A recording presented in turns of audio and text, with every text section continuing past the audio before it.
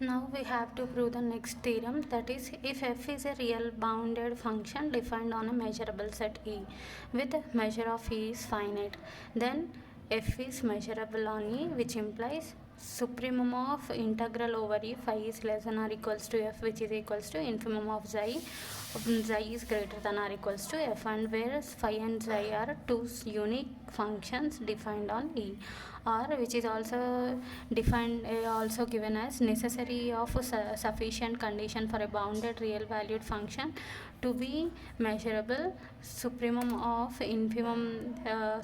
of phi is equals to infimum of xi. Okay, so he given f is a bounded real valued bounded function defined on a measurable set. So f is a real valued function which is defined on measurable set E with measure of E is finite. He given measure of E is finite and f is a real valued bounded function. So then we have to prove that f is measurable on E and f is measurable అని చూపించాలి అంటే measurable function అని చూపించాలి. So measurable function అని చూపించాలి అంటే we have to prove that condition x belongs to E such that it should satisfy the condition f of x greater than alpha. ఈ 4 కండిషన్లో ఏదో ఒక కండిషన్ అనేది సాటిస్ఫై అవ్వాలి. So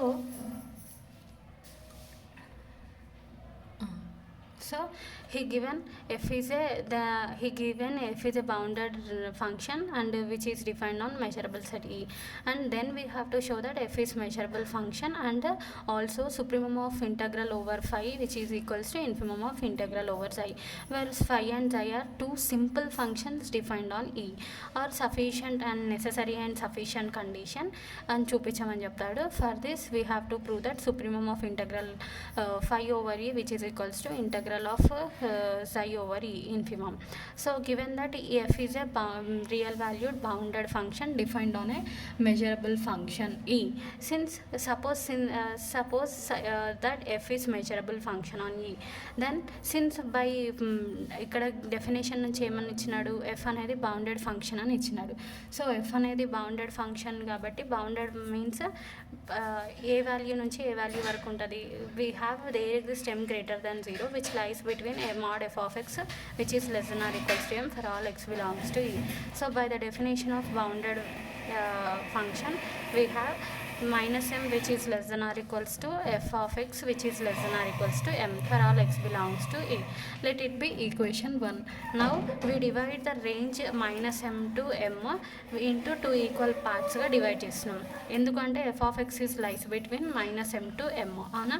so mod f of x is less than or equals to m means which f of x is lies between minus m to plus m. So ఈ minus m to plus m ని మనము two equal పార్ట్స్గా divide చేసుకుంటున్నాం. Okay,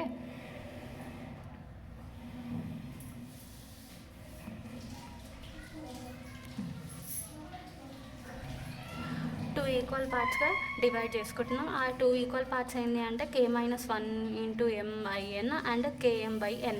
for k is equals to -m+1 -m+2 so on substitute చేస్తే then we get -m + m interval వస్తుంది. ఆ ఇంటర్వెల్ని equal ఇంటర్వెల్స్గా సబ్ ఇంటర్వెల్స్గా డివైడ్ చేసుకున్నాం. లెట్ ఇట్ బి ఇది. అయితే ఈ ఇంటర్వెల్స్ ఉన్న సెట్ని మనం ఏమనుకుంటున్నాం, therefore f of x is lies between -m mని టూ ఈక్వల్ సబ్ ఇంటర్వెల్గా డివైడ్ చేసుకున్నాం కాబట్టి f of x is lies between k-1 into m/n and km/n. Therefore let it be దీన్ని ఏమనుకుంటున్నాడు, ఈకే సెట్గా అనుకుంటున్నాడు. For k is equals to -n+1 -n+2 so on n, where E ks are pairwise disjoint కదా. Pairwise disjoint means that means intersection will be equals to 5 అనమాట. అంటే E1 E2 E3 E4 ఒక different parts తీసుకుంటే intersection చేస్తే ఏమొస్తుంది 5. ఎందుకంటే E1 separate part, E2 separate part, వాటి రెండింటి ఇంటర్సెక్షన్ తీసుకుంటే 5 వస్తుంది. దేర్ఫోర్ వి సెడ్ దట్ ఈ case are pairwise disjoint. That means E1 E2 are pairwise disjoint. Similarly E2 E3 E4 E4 E1 also pairwise disjoint because intersection equals to 5 కాబట్టి. And union becomes E equals to E set రావాలి అంటే ఏం రావాలి, total ఈ అనేది measurable సెట్లో నుంచే ఇవన్నీ తీసుకున్నాం కాబట్టి మనం E is equals to union E k k is equals to n+1 to n. Okay, since by hypothesis we have f is measurable అని ఉంది కదా, సో ఎఫ్ అనేది మెజరబుల్ కాబట్టి సో దట్ ఇప్పుడు మెజర్ అప్లై చేయి. పైన union E k is equals to E ఉంది కదా, దానికి మెజర్ అప్లై చేయి. అప్పుడు ఏమవుతుంది, measure of E is equals to measure of union of E k. By countable additive property నుంచి యూనియన్ బికమ్స్ ఏమవుతుంది, summation. Therefore summation k is equals to n plus minus n plus 1 to n measure of E k. Let it be equation 2. Equation 1 ఏంటి, f of x is lies between -m2 plus m is equation 1. And equation 2 is measure of E is equals to summation k is equals to -1 n plus 1 to n measure of E k. Let it be equation 2. Now consider the simple functions phi n and xi n with canonical representation.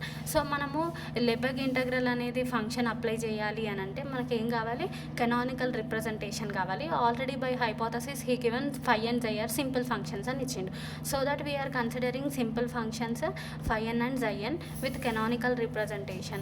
So phi n is equals to మనం ఇక్కడ f of x అనేది lies between -m to m. So వీటిని 2 n equal sub ఇంటర్వెల్గా divide చేసుకున్నాం ఇది కాబట్టి, which can be in the form of k - 1 into m by n xi e belongs to k. Similarly e belongs to k ఇక్కడ. Okay, so next there where f of x is lies between phi of x to xi of x. Now taking then supremum. ఈ ఈక్వేషన్కి ఏం చేస్తున్నామంటే మనం phi nకి xi nకి రెండు supremum apply చేస్తున్నాం.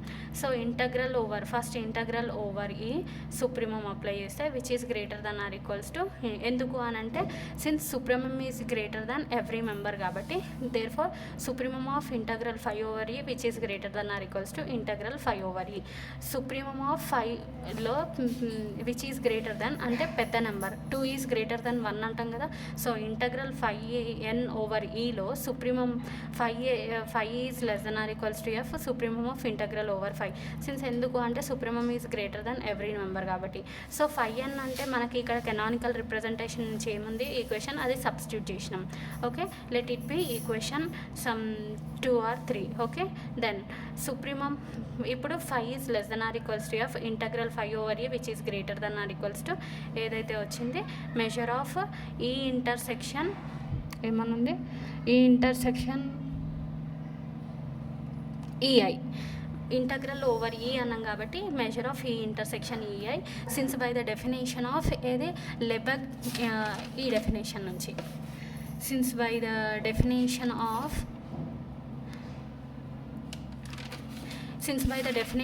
Lebesgue integral of phi over e, outer measure of a definition, ఆ definition నుంచి మనకి ఏమొచ్చింది ఇక్కడ measure of E K intersection E అని వచ్చింది. ఎందుకు అని అంటే since by the definition of Lebesgue integral of phi over a measurable set A అని ఉంటే మనం ఏం రాస్తాం, సిఐ ఇంటగ్రల్ xi ఈఐ అని ఉంటే మెజర్ ఆఫ్ ఏ ఇంటర్సెక్షన్ మనం మెజరబుల్ సెట్ ఏ తీసుకుంటే ఏ ఇంటర్సెక్షన్ xi కింద ఈఐ ఉంటే EI.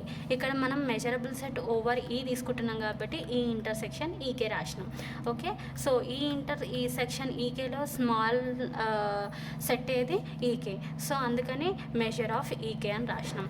Next which implies which is equals to ఈ ఇన్ఈక్వాలిటీని మనం గ్రేటర్ దాన్ బికమ్స్ రివర్స్ చేయాలి అంటే మైనస్ అప్లై చేసినాం. అప్పుడు మైనస్ అప్లై చేస్తే greater than becomes less than అవుతుంది. సో సిమిలర్లీ ఇన్ఫిమమ్కి అప్లై చేస్తున్నాం. ఇంటగ్రల్ xi మనం ఏ definition Lebesgue integral of phi over measurable set A అనేది డెఫినేషన్ అప్లై చేస్తున్నాం. Then we get which is less than or equals to phi and definition ఇక్కడ ఉంది, ఆ డెఫినేషన్ అప్లై చేసినాము. Similarly measure of E K intersection ఈకేలో ఈలో intersection ఈకేలో ఏది చిన్నది, ఈకే చిన్నది అవునా. ఈలో మొత్తం E1 E2 so on K sets ఉన్నాయి. సో ఈకే చిన్నది కాబట్టి మెజర్ ఆఫ్ ఈకే వచ్చింది. లెట్ ఇట్ బి ఈక్వేషన్ 4 అనుకున్నాం.